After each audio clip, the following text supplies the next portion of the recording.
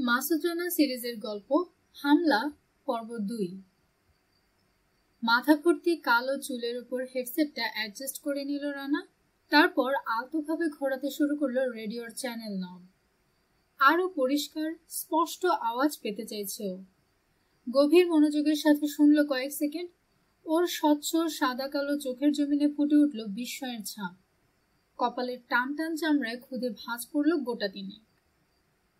Receiver থেকে বেরিয়ে আসা শব্দগুলো বুঝতে পারল না তা নয়, আসলে কিছুতেই বিশ্বাস্য বলে মেনে নিতে পারল না। সন্দেহ হলো শুনতে ভুল করেনি তো। পিবিআই ক্যাটালিনার জোড়া ইঞ্জিনের ভোঁতা গর্জন কানের গভীর থেকে বের করে দেবার চেষ্টা করলো ও। গলার আওয়াজটা নিস্তেজ হয়ে আসছে, অথচ ঠিক উল্টোটা ঘটার কথা। রেডিওর ভলিউম কন্ট্রোল ফুল অন করা রয়েছে। ব্র্যাডিফিল্ডও খুব কাছে, মাত্র 30 মাইল হবে। এই পরিস্থিতিতে এয়ার ট্রাফিক অপারেটরের গলার আওয়াজ রানার কানে বোমার মতো বিস্ফোরিত হবার কথা। মানেটা কি? পাওয়ার লুজ করছে অপারেটর, নাকি জখম হয়েছে সে? কয়েক সেকেন্ড ইতস্তত করলো রানা, তারপর ডান দিকে হাত বাড়িয়ে মৃদু ধাক্কা দিল ঘুমন্ত বেন নেলসনকে। বেন! প্রকাণ্ড শরীরটা নড়ে চড়ে উঠল। চোখ মেলল বেন। একটা হাই উঠতে যাচ্ছিল, সেটাকে মাঝপথে থামিয়ে দিয়ে জানতে চাইল, এরই মধ্যে পৌঁছে গেলাম? প্রায়, বলল রানা। ওই তো সামনেই থাসস। হঠাৎ ভুরু জোড়া কুচকে উঠল বেনের। ব্যাপারটা কি? তুমি আমার ঘুম ভাঙালে কেন? আরো মিনিট 10। এইমাত্র একটা মেসেজ পেলাম ব্র্যাডি কন্ট্রোল থেকে, বলল রানা। অচেনা কোন এয়ারক্রাফট নাকি হামলা চালিয়েছে ওদের উপর। কি? বিস্ফোরিত হয়ে উঠল বেনের চোখ জোড়া। পর মুহূর্তে হা হা করে হেসে উঠল সে। বুঝেছি, নিশ্চয়ই কেউ ঠাট্টা করেছে তোমার সাথে। শান্ত ভঙ্গিতে মাথা নাড়ল রানা। মনে হয় না। কন্ট্রোল অপারেটর অভিনয় করলে আরো নাটকীয় হতো গলার সুর। চিন্তিতভাবে নিচের পানির দিকে তাকালো ও। সাগর থেকে মাত্র 50 ফুট উপর দিয়ে ছুটছে প্লেন। জড়তা এবং আড়ষ্ট ভাব এড়াবার জন্য শেষ 200 মাইল একেবারে নিচু দিয়ে উড়ে আসছে ও। দ্রুত মাথা ঝাঁকিয়ে অবিশ্বাস প্রকাশ করতে যাচ্ছিল বেন। হঠাৎ আবার বড় বড় হয়ে উঠল তার চোখ জোড়া। মাই গড! বিড়বিড় করে বলল সে। বিমূঢ় দৃষ্টিতে তাকিয়ে থাকলো দ্বীপের পূব দিকে। ব্র্যাডি কন্ট্রোল বোধহয় মিথ্যা কথা বলেনি। সাগরের পিঠের ওপর ফুলে থাকা একটা বিশাল স্তূপের মতো দেখালো দ্বীপটাকে। হলুদ সৈকতটাকে ঘিরে রেখেছে সাদা ফেনা। কোথাও জনমনুষ্যের চিহ্ন নেই, খাঁ খাঁ করছে। সারি সারি পাহাড়, দেখতে গম্বুজের মতো, ঢালের উপর গাছপালা আর সবুজের সমারোহ। থাসস দ্বীপের পূব প্রান্তে বিরাট একটা কালো ধোঁয়ার পিলার দেখা গেল। বাতাস না থাকায় খাড়া উঠে গিয়ে আকাশ ছুঁই ছুঁই করছে। দ্বীপের আরো কাছে পৌঁছে গেল ওরা। ধোঁয়ার গোড়ায় কমলা রঙের আগুনের আভাস দেখতে পেল রানা। মাইক ধরলো ও, হ্যান্ড গ্রিপের গায়ে সাটা বোতামে চাপ দিল দ্রুত। Brady control, Brady control, this is PBI 086, over. কলটা আরো 2বার রিপিট করলো রানা। সাড়া নেই? না। তুমি বললে অচেনা এয়ারক্রাফট, তার মানে কি মাত্র একটা? তাই তো বলল। ধোয়ার দিকে চোখ রেখে জবাব দিল রানা। মাথা মুন্ডু কিছুই বুঝছি না। মার্কিন যুক্তরাষ্ট্রের এয়ারফোর্স বেসের উপর হামলা চালিয়েছে মাত্র একটা প্লেন। বছরের সেরা রসিকতা বলে মনে হয় না। কন্ট্রোল কলাম সামান্য একটু পিছিয়ে নিয়ে এলো রানা। হতে পারে উত্তপ্ত কোনো গ্রিক কৃষকের প্রতিশোধ। বেসের জেটগুলো হয়তো তার গরু ছাগলের পালকে সন্ত্রস্ত করে তুলেছিল। ফুল স্কেল অ্যাটাক বলে মনে হয় না। তাহলে ওয়াশিংটনের কাছ থেকে খবর পেতাম আমরা। অপেক্ষা করে দেখা যাক কি হয়। চোখ রোগড়ে ঘুম ঘুম ভাবটা তাড়াবার চেষ্টা করলো ও। গেট রেডি, প্লেন নিয়ে উপরে উঠে যাচ্ছি। পাহাড়ের মাথার উপর চক্কর দেব, তারপর সূর্য থেকে বেরিয়ে সোজা নিচে নামবো কাছ থেকে দেখার জন্য। সাবধান রানা, পৈতৃক প্রাণটা হারাতে চাই না। ব্র্যাডিফিল্ডের উপর ওটা যদি জেট ফাইটার হয়, আর যদি রকেট ছড়ে। তেমন কিছু দেখলে লেজ তুলে পালাবো, বলল রানা। সামনের দিকে থ্রোটল ঠেলে দিল ও। সাথে সাথে বেড়ে গেল প্র্যাট অ্যান্ড হুইটনি টুইন ইঞ্জিনের গর্জন। কন্ট্রোলের উপর চঞ্চল প্রজাপতির মতো উড়ে বেড়াতে শুরু করলো ওর হাত দুটো। প্লেনের ভোঁতা নাক সোজাসুজি সূর্য তাক করে উঠে যাচ্ছে। পাহাড়ের মাথার উপর উঠে এসে একটা বৃত্ত রচনা করে ঘুরতে শুরু করলো ক্যাটালিনা। দ্রুত কালো ধোঁয়ার দিকে এগুলো ওরা। হেডসেটের ভেতর হঠাৎ যেন একটা বিস্ফোরণ ঘটল, কানে তালা লেগে গেল রানার। ঝট করে হাত বাড়িয়ে ভলিউম কমিয়ে দিল ও। এর আগে এই লোকেরই গলা শুনেছে, কিন্তু শটটা আগের মতো দুর্বল নয়। This is Brady Control calling. We are under attack. We are under attack. Come in. Anybody, please reply. গলার আওয়াজ শুনে দিশেহারা উদ্ভ্রান্ত একজন লোকের ছবি ভেসে উঠল রানার মনের পর্দায়। সাহায্যের আশায় ব্যাকুল হয়ে আছে। Brady Control, this is PBI 086. Over. Thank God. সশব্দে হাঁপাতে শুরু করলো লোকটা। এর আগে তোমার সাড়া পাবার চেষ্টা করে ব্যর্থ হয়েছি ব্র্যাডি কন্ট্রোল। প্রথম দফার হামলায় জখম হয়েছি আমি, জ্ঞান হারিয়ে ফেলেছিলাম। এখন ঠিক আছি। কথাগুলো দ্রুত বলল অপারেটর, শব্দগুলো মুখের ভেতর জড়িয়ে গেল।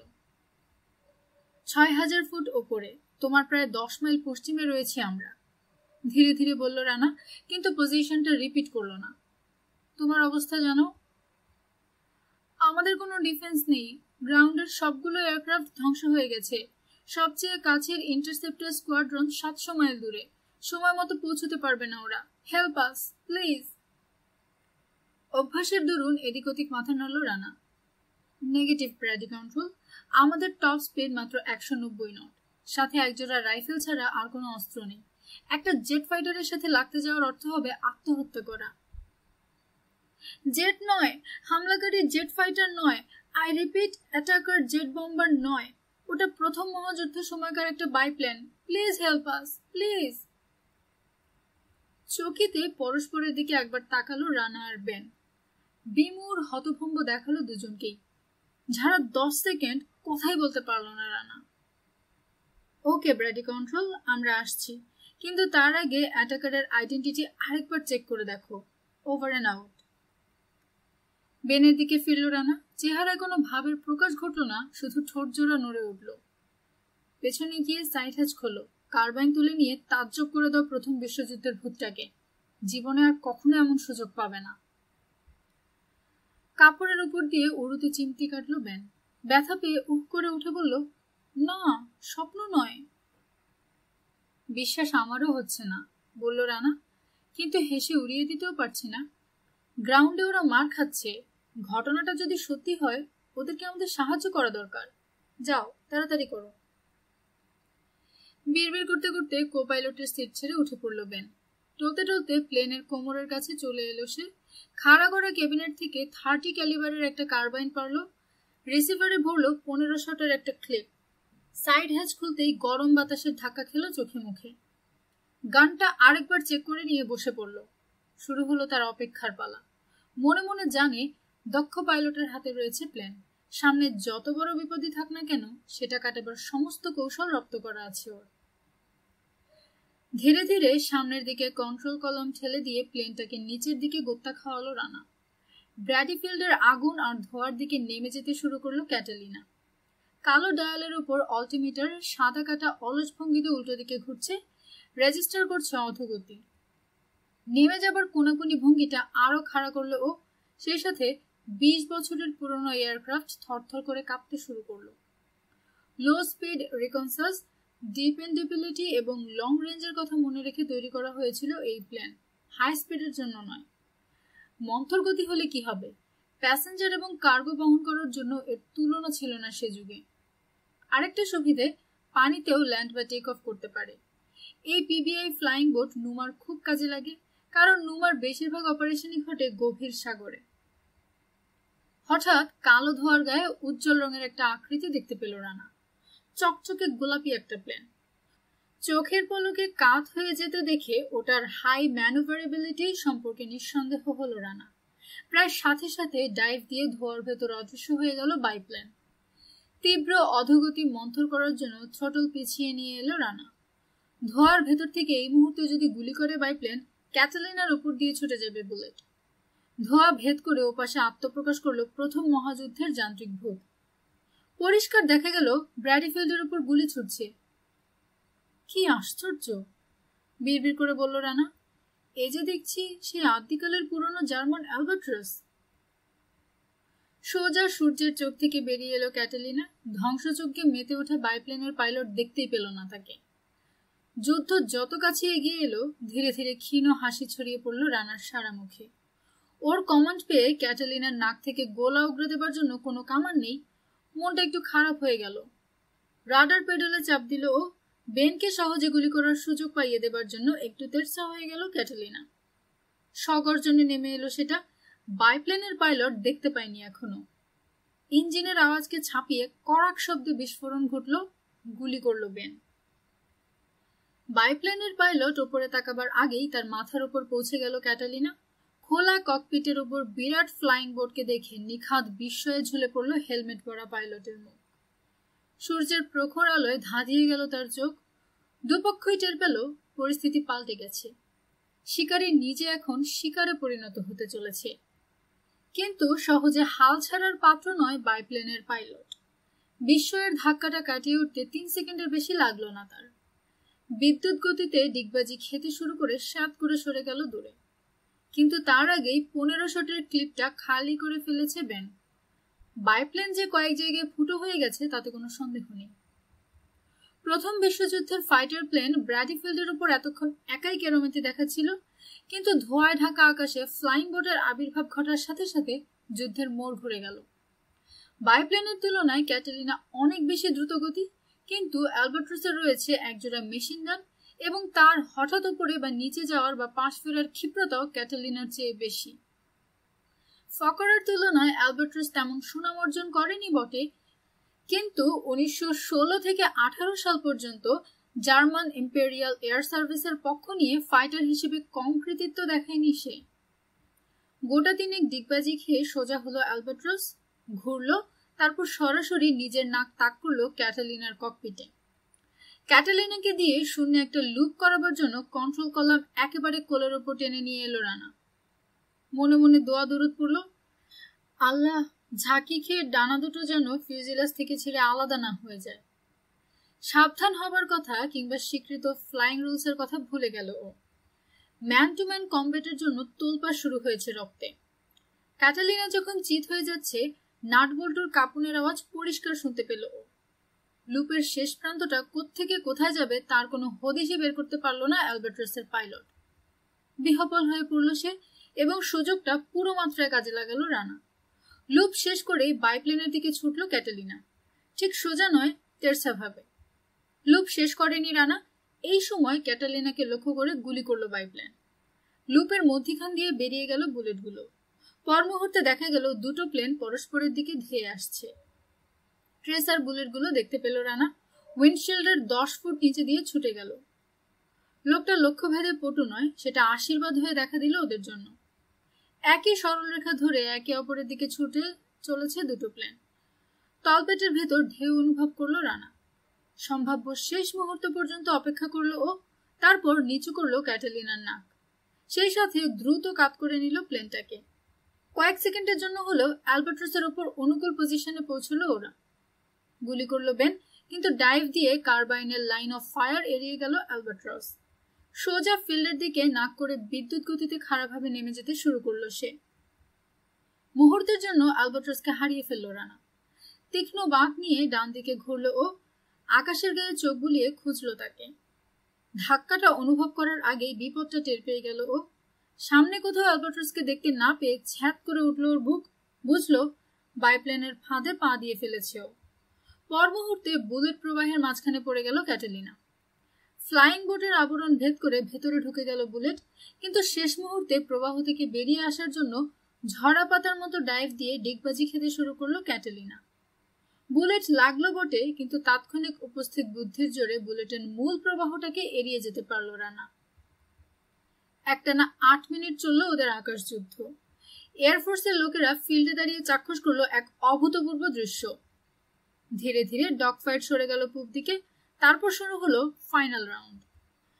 রানার কপালের মসৃণ চামড়ায় মুক্তোর মতো বিন্দু বিন্দু ঘাম ফুটেছে। শত্রুকে ছোট করে দেখছে না ও, তার ক্ষিপ্রতা বরং শঙ্কিত করে তুলেছে ওকে। তবু অস্থির না হয়ে ধৈর্য ধরে অপেক্ষা করার পক্ষপাতীও। যতক্ষণ না বুঝতে পারবে মোক্ষম সময় উপস্থিত হয়েছে তার আগে আঘাত হানতে রাজি নয়। এবং সময়টা যখন এলো সম্পূর্ণ তৈরি তখন রানা। ওকে ফাঁকি দিয়ে ক্যাটালিনার পেছনে এবং খানিকটা উপরে উঠে গেছে বাইপ্লেন। ক্যাটালিনার গতি রানা কমালোও না বাড়ালোও না, যা ছিল তাই রাখলো। উপস্থিত পজিশন জিতে যাবারই নামান্তর মনে করে ক্যাটালিনার উঁচু টেইল সেকশনের 50 গজের মধ্যে চলে এলো অ্যালবাট্রসের পাইলট। কিন্তু বাইপ্লেনের জোড়া মেশিন গান গর্জে ওঠার আগে ছোটল পিছিয়ে নিয়ে এসে ফ্ল্যাপগুলো নিচু করে দিল রানা। গতি কমিয়ে নিয়ে এসে ক্যাটালিনাকে প্রায় দাঁড় করিয়ে ফেলল শূন্যে। বিস্ময়ের আরেকটা ধাক্কা খেল বাইপ্লেনের পাইলট। তার মেশিন গানের গুলি ক্যাটালিনার অনেক উপর দিয়ে বেরিয়ে গেল। বাঁক নেবার সময় পেল না, বাইপ্লেন নিজেও ক্যাটালিনার উপর দিয়ে ছুটে গেল সামনের দিকে। এই সুবর্ণ সুযোগ কেন ছাড়বে বেন? প্রায় পয়েন্ট ব্ল্যাঙ্ক রেঞ্জ থেকে তার হাতে গর্জে উঠল কার্বাইন। কয়েক জায়গায় জখম হলো অ্যালবাট্রসের ইঞ্জিন। রানার বোর সামনে কাঁধ হয়ে পড়ল অ্যালবাট্রস। একজন বীরের প্রতি আরেকজন বীরের যে সহজাত শ্রদ্ধা থাকে, হঠাৎ সেটা রানার অন্তরে উথলে উঠল। দেখল খোলা ককপিটে বসা পাইলট এক ঝটকায় তার গগলস কপালে তুলে দিয়ে দ্রুত একটা স্যালুট ঠুকলো ওকে উদ্দেশ্য করে। এরপর গোলাপি অ্যালবাট্রস আর তার রহস্যময় পাইলট বাঁক নিয়ে ছুটে চলল দ্বীপের উপর দিয়ে পশ্চিম দিকে। পেছনে রেখে গেল মোটা কালো ধোঁয়ার একটা ধারা। শূন্যে প্রায় স্থির হওয়া অবস্থা থেকে নিচের দিকে ডাইভ দিল ক্যাটালিনা। সেটাকে নিজের আয়ত্তে ফিরিয়ে নিয়ে আসার জন্য কন্ট্রোলের উপর একরকম ঝাঁপিয়ে পড়ল রানা। মুহূর্তের জন্য নার্ভাস হয়ে পড়ল ও, কিন্তু তারপরেই সামলে নিল পতনটা। এরপর প্লেন নিয়ে আকাশের অনেক উপরে উঠে এলো ও। এক নাকারে 5000 ফুট উঠে এসে সোজা করলো ক্যাটালিনাকে। অ্যালবাট্রসের খোঁজে চোখ বুলালো দ্বীপ এবং সাগরের বুকে। কই, কোথায়? মল্টিস ক্রস আঁকা গোলাপি বাইপ্লেনটা কোথাও নেই, যেন বাতাসে মিলিয়ে গেছে। এই মুহূর্তে জরুরি কোনো সমস্যা নেই বলেই বোধহয় রানার মনের ভেতর নানা জল্পনা কল্পনার আনাগোনা শুরু হয়ে গেল। খুঁতখুত করে উঠল মন। কেন তাও নিজেও জানে না, অ্যালবাট্রসকে চেনা চেনা লেগেছে ওর। ভুলে যাওয়া অতীত থেকে যেন ওর ঘাড় মটকাবার জন্য বর্তমানে ফিরে এসেছে ভূতটা। তবে অনুভূতিটা যেমন হঠাৎ করে এলো, তেমনি হঠাৎ করেই ছেড়ে গেল ওকে। সারা শরীর ঢিল করে দিয়ে বুক ভরে শ্বাস টানলো ও। উত্তেজনা ঝরে পড়ার সাথে সাথে হালকা হয়ে এলো মন। বলো, বীরোত্তম খেতাবটা কখন পাচ্ছি আমি? কেবিনের দোরগোড়ায় দেখা গেল বেন নেলসনকে। ঘাড় ফিরিয়ে তাকালো রানা। দেখলো বেনের কপালের পাশে ইঞ্চি 2 লম্বা একটা ক্ষত থেকে অলস গতিতে রক্ত বেরিয়ে আসছে, কিন্তু তার সারা মুখে ছড়িয়ে থাকা হাসিটা বরাবরের মতোই অম্লান। রক্ত কিসের? এগিয়ে এসে কো পাইলটের সিটে বসলো বেন। তার আগে জবাব দাও, কার কাছ থেকে শুনেছ যে ক্যাটালিনা দিয়ে লুপ করা যায়? রানার চোখ জোড়া ক্ষীণ একটু আলোকিত হয়ে উঠল। আমতা আমতা করে বলল, না মানে তখন মনে হলো এছাড়া আর কোনো উপায় নেই। তো ঘটনাটা কি? ফের যদি কখনো লুপ করার স্বাদ হয়, তার আগে দয়া করে সাবধান করে দিও প্যাসেঞ্জারকে। কম করেও ডজনখানেক ড্রপ খেয়েছি কেবিনের ভেতর। কিসের সাথে ধাক্কা খেয়ে? এরপরও জানার কৌতূহল আছে তোমার? না মানে। মুখ হাড়ি করে উত্তর দিল বেন। আমার কপালও ছেড়ে দেয়নি। টয়লেটের দরজায় পিতলের হাতল ছিল, এখন সেটা নেই। হেসে উঠল রানা। ওর সাথে যোগ দিল বেনও। তারপর ধীরে ধীরে গুরুতর পরিস্থিতির থমথমে ভাবটা ফিরে এলো ককপিটের ভেতর। একটানা 13 ঘন্টার উপর প্লেন চালিয়ে আসছে রানা। তারপর বিনা প্রস্তুতিতে বাইপ্লেনটার সাথে লড়তে গিয়ে রিজার্ভ শক্তি যেটুকু অবশিষ্ট ছিল তাও নিঃশেষ হয়ে গেছে। ক্লান্ত, ভীষণ ক্লান্ত বোধ করলো ও। সুপের মিষ্টি গন্ধ পেল নাকে। চোখের সামনে দুলতে লাগলো ঠান্ডা পানি ছড়া শাওয়ার, ধপধপে সাদা চাদর ঢাকা নরম বিছানা। ককপিট জানালা দিয়ে নিচে ব্র্যাডি ফিল্ডের দিকে তাকালো ও। মনে পড়লো ওদের গন্তব্য ছিল ব্লু লিডার। পানিতে নামলে ডুবে যেতে পারে ক্যাটালিনা, বলল ও। আমাদের খোলা কয়েক জায়গায় ফুটো হয়ে গেছে, ব্র্যাডি ফিল্ডেই ল্যান্ড করতে হবে। সেটাই ভালো, বলল বেন। এত বেশি গর্ব অনুভব করছি যে এখন যদি আমাকে পানি সেচতে বাধ্য করা হয়, হয়তো আত্মহত্যা করে বসবো। বিধ্বস্ত এয়ারক্রাফটগুলোর উপর একটা চক্কর দিল ক্যাটালিনা। তারপর নাক নিচু করে নামতে শুরু করলো রানওয়েতে। টাচডাউনের সময় ঝাঁকি খেল প্লেন। আগুনের কুণ্ডলীগুলোকে এড়িয়ে অ্যাপ্রনের শেষ প্রান্তে থামলো সেটা। ইগনিশন সুইচ অফ করে দিল রানা। সিলভার ব্লেডের জোড়া প্রপেলার ঘোড়া শেষ করে থামলো একসময়। ইজিয়ান সূর্যের রোদ লেগে চকচক করতে লাগলো সেগুলো। কোথাও কোনো শব্দ নেই, আর সব শান্ত স্থির হয়ে আছে। 13 ঘন্টা পর এই প্রথম নিস্তব্ধতা নেমে এলো ককপিটের ভেতর। আওয়াজ এবং কাঁপন দুটোই থেমে গেছে। এক চুল নড়ল না ওরা। কান এবং সারা শরীরে ধীরে ধীরে সয়ে আসছে নীরব নিষ্কম্প পরিবেশটা। পাশের জানালার কাঁচ সরিয়ে বাইরে তাকালো রানা। বেস ফায়ারম্যানরা আগুন আয়ত্তে আনার জন্য অমানসিক খাটছে। রোডম্যাপের গায়ে আঁকা অলিগলি রাস্তার মতো রানওয়ের ওপর ছড়িয়ে রয়েছে হোস পাইপ। লোকজন ছুটোছুটি করছে, চড়া গলায় নির্দেশ দিচ্ছে। F-105 জেটগুলোর আগুন প্রায় নিভিয়ে ফেলা হয়েছে, কিন্তু এখনো দাউ দাউ করে জ্বলছে একটা কার্গো মাস্টার। দেখছো? জানতে চাইল বেন। ইনস্ট্রুমেন্ট প্যানেলের উপর ঝুঁকে বেনের দিকে জানালা দিয়ে বাইরে তাকালো রানা। রানওয়ে ধরে সোজা ওদের দিকে ছুটে আসছে নীল রঙের একটা এয়ারফোর্স স্টেশন ওয়াগন। তাতে কয়েকজন অফিসারকে দেখা গেল। গাড়ির পিছু পিছু ছুটে আসছে কম করেও 30-35 জন এয়ারফোর্স কর্মী। শুধু ছুটে আসছে বললে কিছুই বলা হয় না, উল্লাসে বিস্ফোরিত হতে দেখা গেল গোটা দলটাকে। উদ্বাহু নৃত্য করছে সবাই। ধন্য মনে হচ্ছে নিজেকে, গম্ভীর সুরে বলল বেন। স্বপ্নেও ভাবিনি আমার কপালে এমন অভ্যর্থনা কমিটি আছে। একটা রুমাল দিয়ে কপালের পাশের ক্ষতটা চেপে ধরল সে। রক্তে লাল হয়ে উঠতে জানালা দিয়ে রানওয়ের উপর ফেলে দিল সেটা। মুখ ফিরিয়ে সৈকতের দিকে তাকালো সে। দূর সাগরে হারিয়ে গেল তার দৃষ্টি। চেহারায় উদাস একটা ভাব ফুটে উঠল। খানিক পর রানার দিকে ফিরল সে। এই যে এই মুহূর্তে এখানে আমরা বসে আছি, সেটা আমাদের নেহাতি সৌভাগ্য, তাই না? হ্যাঁ, মৃদু কণ্ঠে বলল রানা। ওপরে থাকতে অন্তত বার দুয়েক মনে হয়েছে আমার বাঁচার কোনো আশা নেই। জানতে ইচ্ছে করে এসবের মানে কি। কৌতূহল ঝিক করে উঠল রানার চোখেও। গোলাপি আলবাট্রাসই বোধহয় রহস্যের একমাত্র সূত্র। অমন জলজলে গোলাপি রঙের প্লেন জীবনে দেখিনি, বলল বেন। এই রঙের কি কোনো তাৎপর্য আছে? বোঝা গেল অ্যাভিয়েশন হিস্ট্রি মন দিয়ে পড়নি, কটাক্ষ করল রানা। পড়লে মনে থাকতো প্রথম বিশ্বযুদ্ধের সময় জার্মান পাইলটদের যার যার রুচি মতো প্লেন রং করার অনুমতি দেয়া হতো। হঠাৎ ব্রেক করায় হড়কে গেল স্টেশন ওয়াগনের চাকা। কংক্রিটের সাথে রাবারের তীব্র ঘষা লাগায় তীক্ষ্ণ আওয়াজ উঠল। বিরাট সিলভার ফ্লাইং বোটের পাশে দাঁড়িয়ে পড়ল গাড়ি। ভেতরে যেন বিস্ফোরণ হলো। একসাথে খুলে গেল 4টে দরজা। হৈ হুল্লোড় করতে করতে লাফ দিয়ে বেরিয়ে এলো প্যাসেঞ্জাররা। ছুটে এসে প্লেনের অ্যালুমিনিয়াম হ্যাচের গায়ে দমাদম কিল চড় ঘুষি মারতে শুরু করলো। অপর দলটাও পৌঁছল। এয়ারক্রাফটটাকে ঘিরে ফেললো তারা। উল্লাসের আতিশয্যে গলা ফাটাচ্ছে সবাই। ককপিটের উদ্দেশ্যে হাত নাড়ছে। নিজের সিটে বসে থাকলো রানা। জানালার নিচে দাঁড়ানো লোকগুলোকে উদ্দেশ্য করে হাত নাড়ল। শরীরটা ক্লান্ত এবং অসাড় লাগছে ওর, কিন্তু মাথার ভেতরটা পুরো মাত্রায় সজাগ। স্মৃতির মণিকোঠা থেকে হঠাৎ করে বেরিয়ে এলো একটা লেখা। বিড়বিড় করে লেখাটা উচ্চারণ করলো রানা। দি হক, HAWK অফ ম্যাসিডোনিয়া। দরজার কাছ থেকে ঘাড় ফিরিয়ে বাইরে তাকালো বেন। কি বললে? ধীরে ধীরে নিঃশ্বাস ছাড়ল রানা। না না, কিছু না। সিট ছেড়ে উঠে পড়ল ও। চলো একটু ঘুমাতে পারা যায় কিনা দেখি। কতক্ষণ ঘুমিয়েছে বলতে পারবে না রানা। চোখ মেলে অন্ধকার ছাড়া কিছুই দেখতে পেল না। একবার মনে হলো শুধু একটু তন্দ্রা মতো এসেছিল। তারপরই সন্দেহ করলো 5-7 ঘন্টার কম ঘুমায়নি। কেউ যখন বিরক্ত করছে না, আর একটু ঘুমিয়ে নিতে অসুবিধা কোথায়?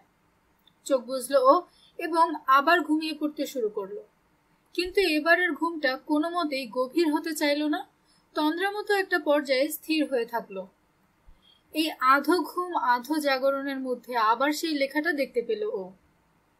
ইম্পেরিয়াল ওয়ার মিউজিয়ামের গ্যালারি। অনেক ফটোগ্রাফ পাশাপাশি ঝুলছে। তার মধ্যে একটা দৃষ্টি আকর্ষণ করলো ওর।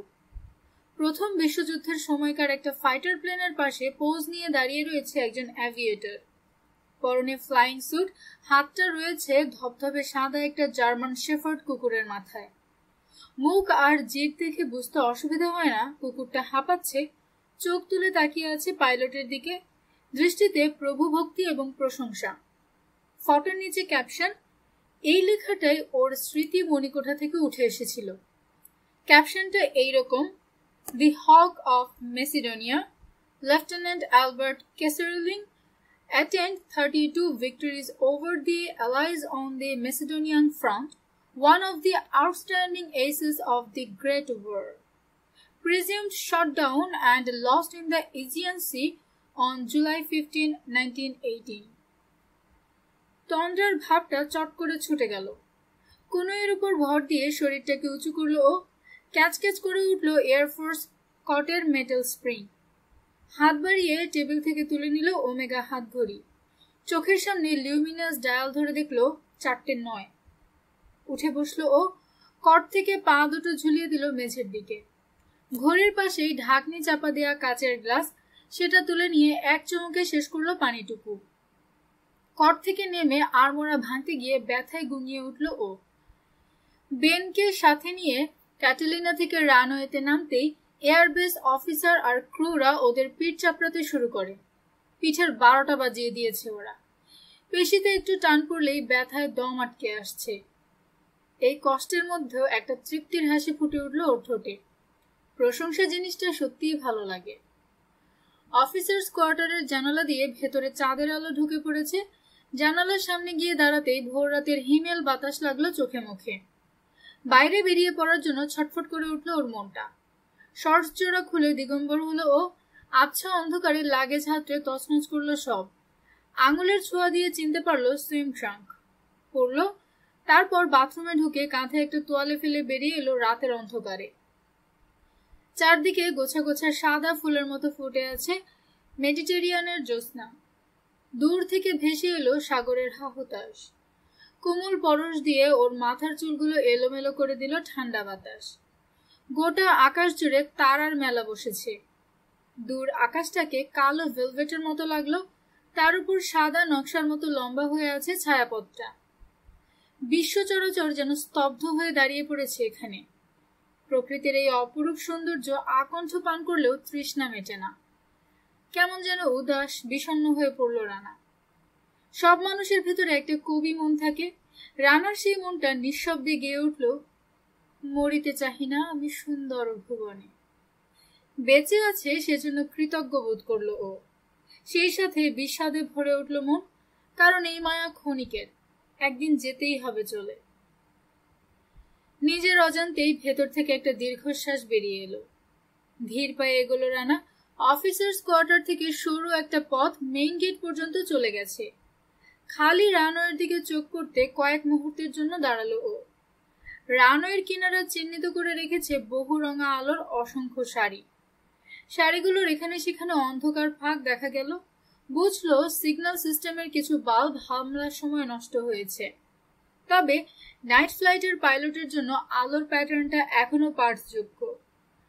আলোক শাড়ির ফাঁকে গাঢ় রঙের একটা আকৃতি দেখে বুঝলো ও, ওটাই ওদের ক্যাটালিনা। প্রকাণ্ড হাঁসের মতো অ্যাপ্রনের শেষ প্রান্তে বসে আছে। পরীক্ষায় দেখা গেছে বুলেটগুলো খুব একটা ক্ষতি করতে পারেনি খোলের।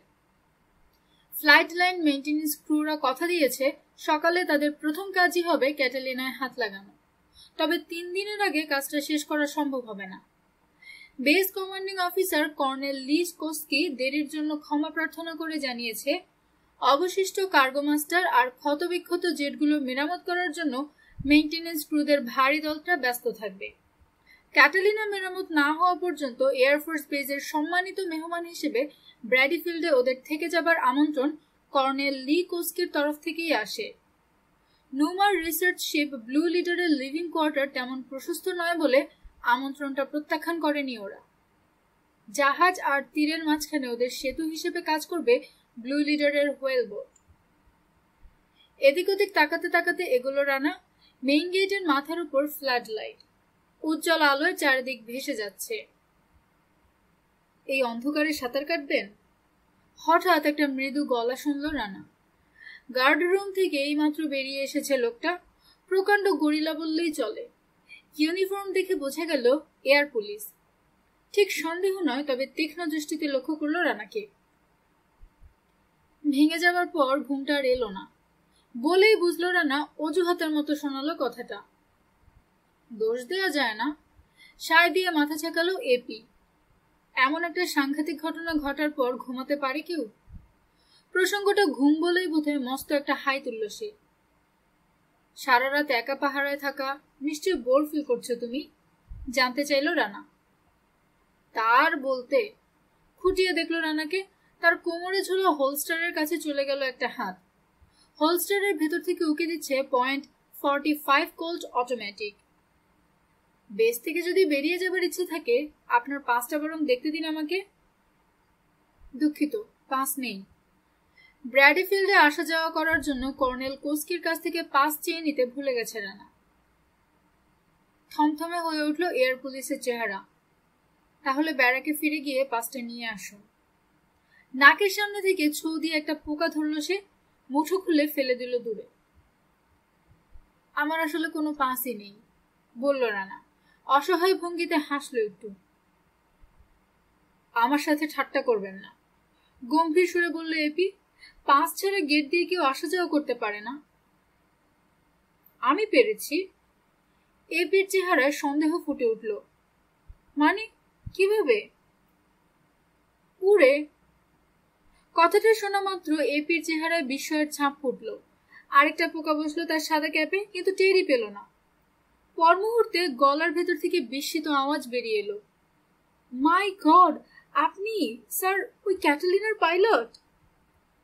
মৃদু হাসল রানা। অভিযোগ সত্য। আপনার সাথে হ্যান্ডশেক করার সুযোগ পাইনি বলে সেই থেকে আফসোসে মরে যাচ্ছি। এগিয়ে এসে রানার হাতটা ধরল এপি। উজ্জ্বল হাসিতে উদ্ভাসিত হয়ে উঠল মুখ। প্লেন চালাবার মধ্যেও যে শিল্প থাকতে পারে সেটা আপনি স্যার আমাদের সবার চোখে আঙ্গুল দিয়ে দেখিয়ে দিয়েছেন। যতদিন বেঁচে থাকবো মনে থাকবে। আহ ছাড়ো, লাগছে। গরিলার হাতের ভেতর ব্যথা করতে শুরু করেছে রানার আঙ্গুল। তাড়াতাড়ি রানার হাত ছেড়ে দিয়ে ক্ষমা প্রার্থনার ভঙ্গিতে হাসলো এপি। দুঃখিত স্যার, খুব লেগেছে স্যার। হঠাৎ আপনার সান্নিধ্য পেয়ে এত খুশি হয়েছে যে। এপির উচ্ছ্বাসে বাধা দিয়ে বলল রানা, ধন্যবাদ, কিন্তু দুঃখ কি জানো, অ্যালবাট্রসটাকে ফেলতে পারলাম না। পড়েনি তা আপনি বলতে পারেন না স্যার। সবাই দেখেছি আমরা, পাহাড়ের উপর দিয়ে যাবার সময় গল গল করে ধোঁয়া বেরোচ্ছিল ওটার গা থেকে। তোমার ধারণা পাহাড়ের উপরে গিয়ে ক্র্যাশ করেছে ওটা? ওহো। এদিক ওদিক মাথা নাড়ল এপি। এয়ার পুলিশের গোটা স্কোয়াড্রনকে দিয়ে দ্বীপটা চষে ফেলেছেন কর্নেল কোস্কি। সবগুলো জিপ পাঠানো হয়েছিল। দিনের আলো শেষ না হওয়া পর্যন্ত খোঁজাখুঁজি করা হয়েছে, কিন্তু কিছুই পাওয়া যায়নি। তাহলে হয়তো সাগরে পড়ে ডুবে গেছে, কিংবা পড়ার আগে মেইনল্যান্ডে পৌঁছতে পেরেছিল। তবে থাসোসে যে নেই এ আমি হলপ করে বলতে পারি। একটু থেমে হঠাৎ জানতে চাইল সে, কন্ট্রোল টাওয়ার অপারেটরের খবর শুনেছেন স্যার? হাসপাতালে মারা গেছে বেচারা। মুখে কথা জোগালো না রানার, শুধু চেহারাটা কেমন যেন হয়ে গেল। আমি এয়ারম্যান সেকেন্ড ক্লাস গড়ি স্যার। আমি মেজর রানা। হতভাগ তাকালো এপিকে। আপনি অফিসার স্যার? দুঃখিত স্যার, জানতাম না। আমি ভেবেছিলাম নুমারার সবার মতো আপনিও একজন সিভিলিয়ান। ঠিক আছে স্যার, এবারের মতো পাস ছাড়াই আপনাকে যেতে দিচ্ছি, কিন্তু ফিরে এসে তাড়াতাড়ি একটা বেস পাস জোগাড় করে নেবেন। অবশ্যই। 8টার সময় আমার জায়গায় অন্য লোক আসবে এখানে, বলল এপি। তার আগে আপনি ফিরে না এলে তাকে আমি আপনার কথা বলে যাব, তাহলে আর ঢুকতে কোনো অসুবিধা হবে না আপনার। ধন্যবাদ গুডি, দেখা হলে আবার গল্প করা যাবে তোমার সাথে, কেমন? হাত নেড়ে বিদায় নিল রানা। গেট পেরোলো, রাস্তা ধরে এগোলো সাগরের দিকে। খানিক দূর এসে ডান দিকের একটা সরু পথ ধরল রানা। মাইল খানিক হেঁটে খুদে একটা ইনলেটের কাছে পৌঁছলো। ইনলেটের দুদিকে উঁচু হয়ে আছে পাথরের স্তূপ। সরু একটা পায়ে চলা পথ ধরে এগুলো। একটু পরই পায়ের নিচে নরম বালির স্পর্শ পেল। কাঁধ থেকে দোয়ালেটা ফেলে দিয়ে স্রোতরেখা পর্যন্ত হেঁটে এলো। ভেঙে গুড়িয়ে গেল একটা ঢেউ। তার মাথার সাদা ঝুঁটি সমানভাবে ছড়িয়ে পড়ল বালির উপর। মুমূর্ষ ঢেউটা মুহূর্তের জন্য ইতস্তত করে আবার ফিরে যেতে শুরু করলো সাগরে। তার উপর চড়াও হয়ে ছুটে এলো পরবর্তী ঢেউ। বাতাসের তেমন কোনো দাপট নেই, সাগরও শান্ত। চাঁদের আলো লেগে রূপুর মতো ঝকঝক করছে দূরের পানি। সাগর আর আকাশ যেখানে মিলেছে সেই দিগন্ত রেখার কাছে ঘন কালো হয়ে আছে অন্ধকার। ধীরে ধীরে পানিতে নেমে পড়ল রানা। তারপর সাঁতার কাটতে শুরু করলো। তীর থেকে দূরে সরে যাচ্ছে। সাগরের কাছে একা এলে অদ্ভুত একটা অনুভূতি হয় রানার। আজও তার ব্যতিক্রম হলো না। মনে হলো আত্মাটা যেন শরীর থেকে বেরিয়ে পড়েছে এবং ও যেন হয়ে উঠেছে আকৃতিহীন, পদার্থহীন একটা অস্তিত্ব। কিভাবে যেন আশ্চর্য পরিষ্কার আর পবিত্র হয়ে উঠল মনটা। সমস্ত কষ্ট আর পরিশ্রম থেকে নিষ্কৃতি লাভ করলো যেন ইন্দ্রিয়গুলো। দূর হয়ে গেল সমস্ত উদ্বেগ, উৎকণ্ঠা, দুর্ভাবনা। স্পর্শ বোধ এবং ঘ্রাণ শক্তি একরকম হারিয়েই ফেললো বলা যায়, কিন্তু শ্রবণ শক্তি হয়ে উঠল শতগুণ প্রখর। নীরবতার ভেতর কোনো শব্দ থাকে না, কিন্তু সেই শব্দহীনতাকে কান দিয়ে অনুভব করা যায়। ঠিক তাই করলো রানা। জীবনের সমস্ত ব্যর্থতা, সমস্ত বিজয়, তার সব ভালোবাসা এবং ঘৃণা, এমনকি নিজের অস্তিত্ব পর্যন্ত বিলীন হয়ে গেল সেই শব্দহীনতার ভেতর। চিত হয়ে মরার মতো পানিতে প্রায় ঘন্টাখানেক ভেসে থাকলো ও। তারপর ছোট একটা ঢেউ এসে চাপড় দিল ওর গালে। কয়েক ফোঁটা লোনা পানি ঢুকে গেল নাকের ভেতর। কয়েকটা হাঁচি দিল ও। ধীরে ধীরে ফিরে পেল শারীরিক অনুভূতিগুলো। গতি এবং দিক পরখ করে দেখলো না। চিৎসাতার দিয়ে এগোতে শুরু করলো তীরের দিকে। একসময় বালির স্পর্শ লাগলো পায়ে। মুখ তুলে আকাশে তাকালো। দেখলো এক এক করে নিভে যেতে শুরু করেছে তারাগুলো। সেই সাথে পূব আকাশে ফুটতে শুরু করেছে নতুন দিনের আলোর আভাস। চোখ বুজে শুয়ে থাকলো সৈকতে। এইভাবে কেটে গেল আরো 15 মিনিট। কিছুই দেখলো না, কোনো শব্দও পায়নি, কিন্তু হঠাৎ ওর মন কেমন যেন সচকিত হয়ে উঠল। যেমন চোখ বুজে শুয়েছিল তেমনি শুয়ে থাকলো, এক চুল নড়ল না, কিন্তু কিছু একটার উপস্থিতি স্পষ্ট অনুভব করতে পারছে ও। কি জানে না, কোথায় তাও বলতে পারবে না। ধীরে ধীরে একটু একটু করে মেলতে শুরু করলো চোখ জোড়া। ছায়া ছায়া একটা মূর্তি দেখতে পেল, অস্পষ্ট। একটা উঁচু পাথরের ওপর দাঁড়িয়ে ওর দিকে ঝুঁকে আছে। ভোরের ক্ষীণ আলোয় ভালো করে তাকাতে দেখলো একটা নারী মূর্তি। গুড মর্নিং বলে বালির উপর উঠে বসলো রানা। আটকে ওঠার আওয়াজ পেল রানা। গড, ও গড, রুদ্ধশ্বাসে বলল মেয়েটা। মুখের কাছে উঠে গেল একটা হাত, যেন চিৎকার ঠেকাতে চাইছে। আলো খুব কম, তাই মেয়েটার চোখে আতঙ্কের ছাপ দেখতে পেল না রানা, কিন্তু মনে মনে জানে ছাপটা ওখানে আছে। দুঃখিত, নরম সুরে বলল ও। তোমাকে আমি চমকে দিতে চাইনি। ধীরে ধীরে হাত নামালো মেয়েটা। মুখের ভাষা ফিরে পেতে আরো 8 মিনিট সময় লাগলো তার। আমি আমি ভেবেছিলাম মারা গেছো তুমি। দোষ দিতে পারি না, বলল রানা। এই ভোরবেলা কাউকে এভাবে শুয়ে থাকতে দেখলে আমিও ঠিক তাই ভাবতাম। হঠাৎ উঠে বসে কথা বলতে শুরু করলে। ভয়ে আমি যে হার্ট ফেল করিনি সেটাই আশ্চর্য। নিশ্চয়ই চাও না তোমার ভয় দূর করার জন্য সত্যি সত্যি মারা যাই আমি? নিজের রসিকতায় হাসতে গিয়ে হঠাৎ থেমে গেল ও। এতক্ষণে খেয়াল হলো মেয়েটা ইংরেজিতে কথা বলছে। উচ্চারণটা ব্রিটিশ, কিন্তু জার্মান সুরের ক্ষীণ ছোঁয়া আছে। এই যা, পরিচয় করা হয়নি। আমি মাসুদ রানা। আমি মোনা, বলল মেয়েটা। তুমি বেঁচে আছো দেখে আমি কি যে খুশি হয়েছি মিস্টার মাসুদ রানা। মৃদু হেসে একটা হাত বাড়িয়ে দিল রানা। এসো না, বালিতে আমার পাশে বসবে। দুজন মিলে ডেকে তুলি সূর্যটাকে। বন্ধুরা আমাকে শুধু রানা বলে ডাকে। মিষ্টি জলতরঙ্গের মতো হাসলো মোনা। ধন্যবাদ, কিন্তু মুশকিল হলো এখনো তোমাকে আমি ভালো করে দেখতেই পাচ্ছি না। আসলে তুমি কি জানি না। কি করে বুঝবো তুমি সাগরের কোনো দৈত্যদানব নও? কি করে বুঝবো তোমাকে বিশ্বাস করা চলে? তাহলে সত্যি কথাটাই বলি, আমাকে আসলে বিশ্বাস করা চলে না। রোজ ঠিক এই সময় ঠিক এই জায়গায় একটা করে কুমারী মেয়ে আমার হাতে লাঞ্ছিত হয়। তাদের মোট সংখ্যা 2000-এর কম হবে না। পরিচয়ের সূচনাতেই এইরকম একটা রসিকতা একটু হয়তো বাড়াবাড়ি হয়ে গেল, কিন্তু রানা জানে কোনো মেয়ের ব্যক্তিত্ব পরখ করার জন্য এটা খুব কাজে দেয়। 2001 নম্বর হতে আমার কোনো আপত্তি ছিল না, কিন্তু মুশকিল হলো আমি কুমারী নই। আলো যেটুকু ফুটেছে তাতে মেয়েটার হাসির সবটুকু দেখা না গেলেও দুসারি সাদা দাঁতের বেশ কয়েকটা দেখতে পেল রানা। ওটা কোনো মুশকিলই নয়, উৎসাহের সাথে বলল রানা। এসব ব্যাপারে আমি খুব উদার। শুধু একটা ব্যাপার খেয়াল রাখতে বলবো, 2001 নম্বর যে ধোয়া তুলসী পাতা নয়, এই তথ্যটা গোপন রাখতে হবে তোমাকে। তা না হলে দৈত্য দানব হিসেবে আমার যে খ্যাতি আছে সেটা একেবারে নষ্ট হয়ে যাবে। ছোট্ট একটা লাফ দিয়ে রানার পাশে বালির ওপর নেমে এলো মোনা। ওর কাছ থেকে এক হাত ধরে হাঁটু ভাঁজ করে পায়ের পাতার উপর বসলো সে।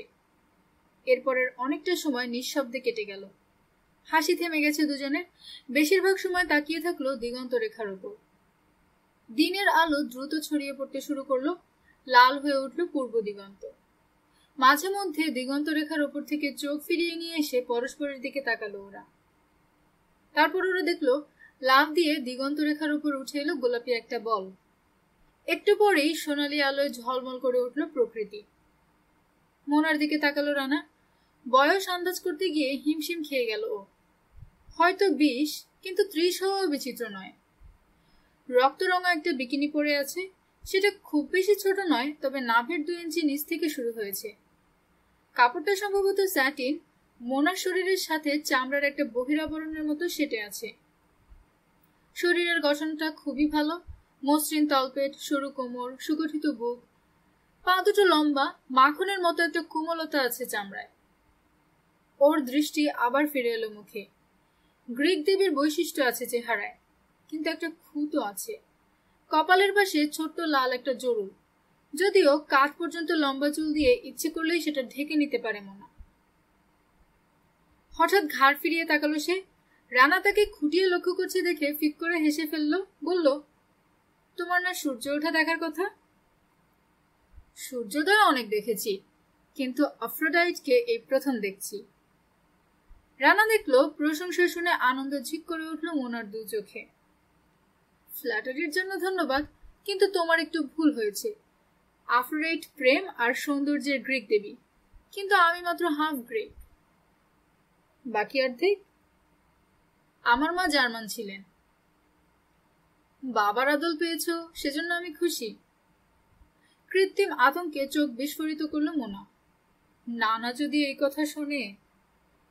খুব রাগী বুঝি? ভীষণ। তারপর হাসি থামিয়ে বলল, থাসোসে এই নানার কাছেই তো এসেছি আমি।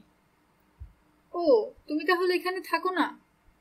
না, আমার জন্ম অবশ্য এখানেই, কিন্তু সেই ছোটবেলা থেকে মানুষ হয়েছে ইংল্যান্ডে। তারপর? ভুরু কুচকে তাকালো মোনা। তারপর মানে? সুন্দরী মেয়েদের গল্প শুনতে ভালো লাগে আমার। আপত্তি না থাকলে শোনাতে পারো, বলল রানা। বলার মতো কোনো গল্প নেই আমার, ম্লান গলায় বলল মোনা। মাথায় ভূত ঢুকেছিল। 16 পা দিতে না দিতে প্রেমে পড়ে বিয়ে করে ফেললাম এক রেসিং মোটরিস্টকে। বিয়ের 3 মাস পর এক বৃষ্টির রাতে গাড়ি অ্যাক্সিডেন্টে মারা গেল। একটু বিরতি নিয়ে আবার শুরু করলো সে। ভালোই, কিন্তু বাধা দিল রানা। দুঃখিত, অপ্রতিভ সুরে বলল রানা। তোমার জীবনে এইরকম একটা ঘটনা আছে জানলে গল্প শোনার বায়না ধরতাম না। কতদিন আগের ঘটনা? 8 বছর। তারপর আর কারোর সাথে তোমার? সবটা কিন্তু তুমি বলতে দাওনি, বলল মোনা। মারা গেল। প্রথম 3 দিন আমি অজ্ঞান হয়েছিলাম। তারপর জানলাম যার শোকে পাগল হবার দশা হয়েছে আমার, তার ছেলে বউ সবই আছে। তার মানে আমি তার দ্বিতীয় বউ ছিলাম। মাই গড, আটকে উঠল রানা। কেমন লাগলো আমার গল্প? তারপর থেকে আর কারো প্রেমে পড়নি? জানতে চাইল রানা। পড়িনি, পড়বও না, তিক্ত স্বরে বলল মোনা। কিছু মনে করো না, তোমাদের পুরুষ চর্চার উপর বিশ্বাস হারিয়ে ফেলেছি আমি। তার মানে কি সেই থেকে ধারে কাছে ঘেঁষতে দাওনি কাউকে? প্রশ্নই ওঠে না। হঠাৎ রেগে গেল রানা। 8 বছর ধরে এইরকম মন মাতানো সুন্দরী একটা মেয়ে নিজের রূপ যৌবনের অপচয় করে আসছে। হদ্দ বোকার মতো একজন প্রতারকের উপর অভিমান করে বঞ্চিত করেছে নিজেকে। ভাবতে গিয়ে অসহ্য লাগলো ওর। তোমাকে আমার ঠাস করে একটা চড় লাগাতে ইচ্ছে করছে। রানার গলা শুনে প্রায় চমকে উঠল মোনা। কেন, কি করলাম আমি? 1 নম্বরের বোকা না হলে এভাবে কেউ ঠকায় নিজেকে, বলল রানা। প্রতারক লোকটাকে যদি ভুলে যেতে পারতে, সেটাই হতো তার উপর সত্যিকার প্রতিশোধ। কিন্তু তুমি ঠিক উল্টোটা করছো। তার প্রতারণার কথা মনে পুষে রেখে জীবনের সবচেয়ে মধুর সময়টাকে অপচয় করছো। এই যে আত্মাকে কষ্ট দেয়া, এর পরিণতি কিন্তু ভালো নয়। অদ্ভুত এক বিহ্বল ভাব ফুটে উঠল মোনার চেহারায়। যেন কি হারিয়েছে হঠাৎ তা উপলব্ধি করতে পেরে হতভম্ব হয়ে গেছে সে। রানার মুখের দিকে ঝাড়া 1 মিনিট তাকিয়ে থাকার পর ফিসফিস করে বলল, এভাবে কোনোদিন ভাবিনি। তুমি তুমি বোধহয় ঠিকই বলেছ। হঠাৎ দুহাতে মুখ ঢাকলো সে। কেঁপে কেঁপে উঠল খোলা পেটটা। বাধা না দিয়ে অনেকক্ষণ মোনাকে কাঁদতে দিল রানা। একসময় হাত নামালো সে, পানিতে ভেজা মুখ তুলে তাকালো রানার দিকে। ছলছল চোখে ভয় পাওয়া ছোট মেয়ের অসহায় দৃষ্টি। তার কাঁধ ধরে আকর্ষণ করতে যাবে রানা, মোনা নিজেই রানার দিকে ঢিল করে দিল শরীরটাকে। নাকে নাক ঘষা খেলো, চোখে চোখে তাকিয়ে থাকলো ওরা। কমলার কোষার মতো নরম ভেজা ভেজা ঠোঁট জোড়া একটু ফাঁক করলো মোনা, চুমু খেলো না। তারপর দুহাত দিয়ে তাকে বুকে তুলে নিয়ে সৈকত ধরে পাথরের দিকে হাঁটতে শুরু করলো রানা। রোদের আড়ালে চলে এসে ঝুরঝুর নরম বালির উপর শুইয়ে দিল তাকে। মাথার উপর দিয়ে উড়ে গেল একজোড়া গাংচিল। একটা লম্বা গলার পাখি দূরের একটা উঁচু পাথর থেকে মাঝে মধ্যে ঘাড় ফিরিয়ে তাকালো ওদের দিকে। ওদেরকে ঢেকে রাখা ছায়াটা ধীরে ধীরে ছোট হয়ে এলো।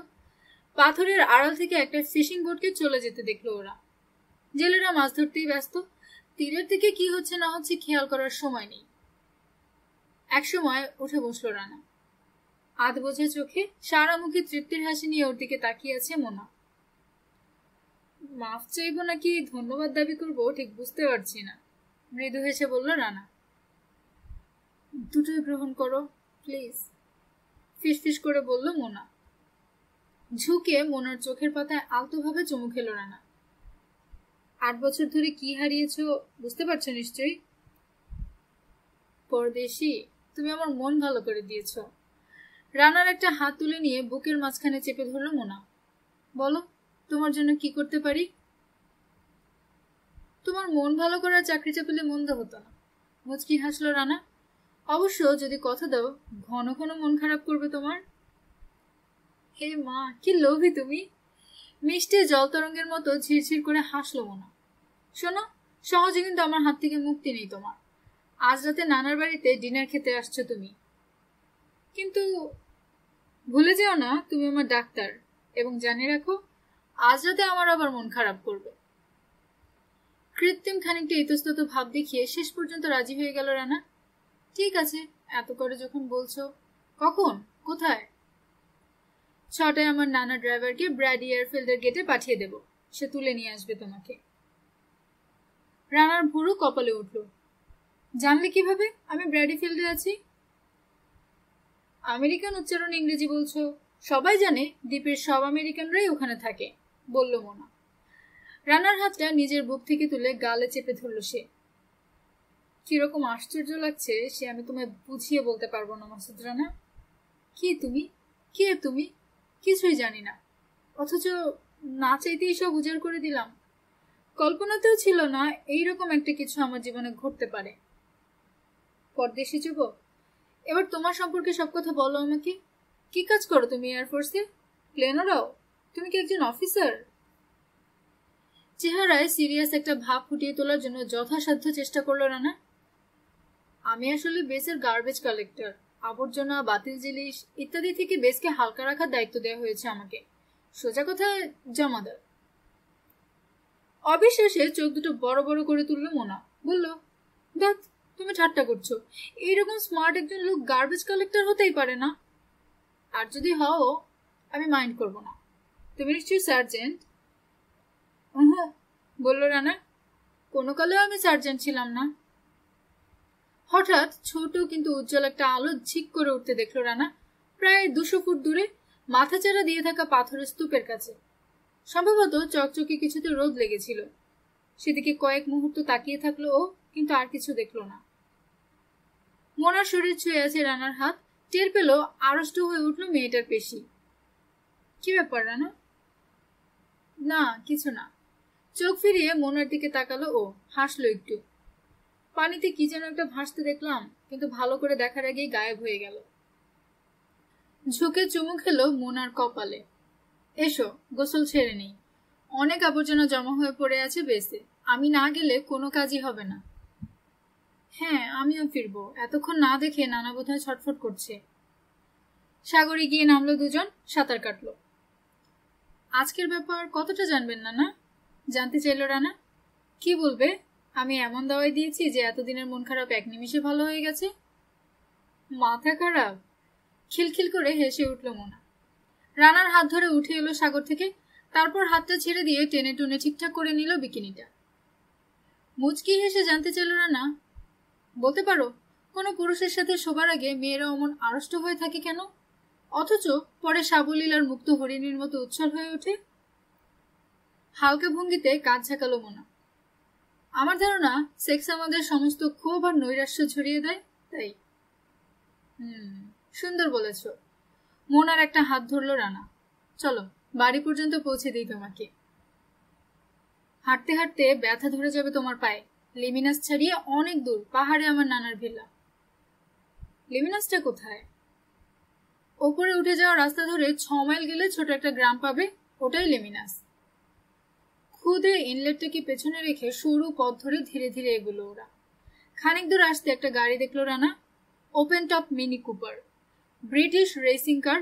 ধুলোর আবরণের ভেতর সবুজ রংটা কোনো মতে টের পাওয়া যায়। ওই যে আমার গ্র্যান্ড প্রি রেসিং কার। তোমার? গত মাসে লন্ডনে কিনেছি। লি হার্ভে থেকে সারাটা রাস্তা ওটা ছুটিয়েই তো পৌঁছেছি এখানে। বুড়ি নানার সাথে কতদিন আছো আর? জানতে চাইল রানা। 3 মাসের ছুটি আছে, কাজেই 6 সপ্তাহ এখান থেকে নড়ছি না। রওনা হব বোট নিয়ে। গাড়ি চালিয়ে কন্টিনেন্ট পাড়ি দেওয়ার মধ্যে মজা আছে, কিন্তু সাংঘাতিক খাটনি। মিনি কুপারের দরজা খুলে ধরল রানা। গায়ে গা ঘেঁষে ভেতরে ঢুকলো মোনা। সিটে বসে একটা হাত রাখলো স্টিয়ারিং হুইলে, অপর হাতটা দিয়ে পাশের সিটে পড়ে থাকা হ্যান্ডব্যাগ খুললো, চাবি বের করে ঢোকালো ইগনিশনে। খুব করে কেসে উঠে স্টার্ট নিল ইঞ্জিন। জানালা দিয়ে গাড়ির ভেতর মাথা গলিয়ে দিয়ে মোনার ছোটে চুমু খেলো রানা। তারপর বলল, গিয়ে আবার দেখবো না তো তোমার নানা বন্দুক নিয়ে আমার জন্য অপেক্ষা করছেন? হামলাটা আসবে সম্পূর্ণ অন্য দিক থেকে। হাসতে হাসতে বলল মোনা। এত কথা বলবেন আর শুনতে চাইবেন যে তোমার মনে হবে এর চেয়ে 14 বছরের জেল ভোগ করাও ভালো। এয়ারফোর্সের লোকদের উপর সাংঘাতিক দুর্বলতা নানা। প্রথম বিশ্বযুদ্ধের পাইলট ছিলেন কিনা? সে কি? অবাক দেখালো রানাকে। তাহলে তো 80-র উপর বয়স। 82। গর্বের সাথে বলল মোনা। কিন্তু দেখি বিশ্বাস করতে চাইবে না তুমি। মনে হবে খুব জোর হলে 60 বছর বয়স। এখনো খেতে বসে 1 জোড়া মুরগি, 1 পাউন্ড রুটি, হাফ পাউন্ড বাটার, 1 হালি ডিম এবং আরো গোটা 6 পদ ছাড়া পেট ভরে না তার। রোগা পাতলা, কিন্তু গায়ে এখনো প্রচুর শক্তি রাখে। ভয়ই করছে। কৃত্রিম আতঙ্কে শিউরে উঠে বলল রানা। তারপর জানতে চাইল, প্রথম বিশ্বযুদ্ধে পাইলট ছিলেন, তার মানে নিশ্চয়ই যুদ্ধও করেছেন? নিশ্চয়ই, তবে জার্মানিতে নয়, এই গ্রিসে থেকে যুদ্ধ করেছে। শরীরের পেশি শক্ত হয়ে উঠল রানার। দরজার ফ্রেমটা এত জোরে চেপে ধরল যে নখের নিচে সাদা হয়ে গেল মাংস। তোমার নানার মুখে অ্যালবার্ট কেসারলিং এর নাম শুনেছ কখনো? মৃদু কণ্ঠে জানতে চাইল ও। কতবার একসাথে পেট্রোল দিত ওরা। হাত নেড়ে বিদায় জানালো মোনা। আজ রাতে দেখা হবে, গুড বাই। রানাকে আর কিছু বলার সুযোগ না দিয়ে গাড়ি ছেড়ে দিল সে। রাস্তায় উঠে গেল মিনি কুপার। খানিক দূর ছুটে গিয়ে বাঁক নিল, তারপর অদৃশ্য হয়ে গেল উত্তর দিকে। ধীরে ধীরে ঘুরে দাঁড়ালো রানা। কোথায় পা ফেলছে দেখতে দেখতে ফিরে চলল ব্র্যাডিফিল্ডের দিকে। 2 পা এগিয়েছে, হঠাৎ থমকে দাঁড়িয়ে পড়ল ও। বালির উপর একজোড়া জুতো পরা পায়ের ছাপ। জুতোর নিচে মাথা মোটা পেরেক লাগানো ছিল, বালির ওপর স্পষ্ট দাগ পড়েছে। আরো 2 জোড়া পায়ের ছাপ দেখল রানা। এই 2 জোড়া খালি পায়ের ছাপ, ওর আর মোনার। কোথাও কোথাও খালি পায়ের দাগগুলোকে জুতো পরা পা দিয়ে মারানো হয়েছে। তবে কি মোনাকে কেউ অনুসরণ করে সৈকত পর্যন্ত গিয়েছিল? মুখ তুলে কপালে হাত রাখলো ও। রোদ থেকে চোখ আড়াল করে দেখতে চেষ্টা করলো আকাশের কত উপরে উঠেছে সূর্য। এমন কিছু বেশি বলা হয়ে যায়নি, কাজেই জুতো পরা পায়ের দাগটা অনুসরণ করার সিদ্ধান্ত নিল ও। কাকর আর বালি ছড়ানো পথটা আধা আধি পেরিয়ে এসে পাথরের দিকে ঘুরে গেছে ছাপটা। শক্ত উঁচু নিচু জায়গাটা পেরিয়ে এলো রানা। উল্টো দিকে বালির ওপর আবার দেখতে পাওয়া গেল দাগটা। এবার ধনুকের মতো বেঁকে গেছে রাস্তার দিকে, কিন্তু কাকর আর বালি ছড়ানো পথ থেকে ক্রমশ দূরে সরে গেছে। বুনো ঝোপের একটা ডাল লাগলো রানার হাতে। কাঁটার ডগা লেগে ছিঁড়ে গেল চামড়া, কিন্তু টেরই পেল না ও। আবার যখন রাস্তায় ফিরে এলো, রীতিমতো ঘামতে শুরু করেছে। এখানে রাস্তার কিনারা পর্যন্ত এসে অদৃশ্য হয়ে গেছে জুতোর দাগ, কিন্তু রাস্তার উপর ফুটে রয়েছে টায়ারের দাগ। ধুলোর ওপর পরিষ্কার বরফি আকৃতির ছাপগুলোর দিকে কয়েক মুহূর্ত তাকিয়ে থাকলো ও। রাস্তার কোনো দিকে কোনো গাড়ি নেই। ঠিক মাঝখানে তোয়ালেটে বিছিয়ে বসে পড়ল। তারপর গবেষণা শুরু করলো। যেই অনুসরণ করে থাকুক মোনাকে, লোকটা এখানে পার্ক করেছিল তার গাড়ি। এরপর পায়ে হেঁটে মোনার গাড়ির কাছে ফিরে যায় এবং কাকড় ছড়ানো পথ ধরে অনুসরণ করে মোনার পায়ের ছাপ। কিন্তু সৈকতে পৌঁছবার আগে ওদের গলার আওয়াজ পায় সে, তাই আর সামনে না বেড়ে পাথরের আড়ালে গা ঢাকা দিয়ে ওদের ওপর চোখ রাখে। তারপর দিনের আলো ফোটার পর পাথরের আড়ালে গা ঢাকা দিয়ে ফিরে আসে রাস্তায়।